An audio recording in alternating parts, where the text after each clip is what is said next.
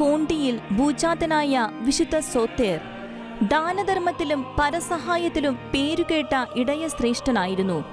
ഒരു പിതാവിന്റെ സ്നേഹത്തോടുകൂടി വാക്കുകളിലൂടെയും പ്രവർത്തനങ്ങളിലൂടെയും അജഗണത്തിന് അനുഗ്രഹമായി മാറിയ പേപ്പൽ വാഴ്ചയായിരുന്നു അദ്ദേഹത്തിൻ്റെത്. ജനങ്ങളുടെ ആവശ്യങ്ങളും ആത്മീയ പ്രതിസന്ധികളും കണ്ടറിഞ്ഞ് പരിഹാരങ്ങൾ കാണുന്നതിൽ അദ്ദേഹം ബദ്ധശ്രദ്ധനായിരുന്നു. മൂന്താനൂസിന്റെ പാഷണ്ഡതയെ ശക്തമായി എതിർത്ത അദ്ദേഹം വിവാഹ കൂദാശ പരികർമ്മം ചെയ്യാനുള്ള അധികാരം വൈദികർക്ക് മാത്രമാണെന്ന് പ്രഖ്യാപിക്കുകയും റോമിൽ ഈസ്റ്റർ ആഘോഷത്തിന് തുടക്കം കുറിക്കുകയും ചെയ്തു.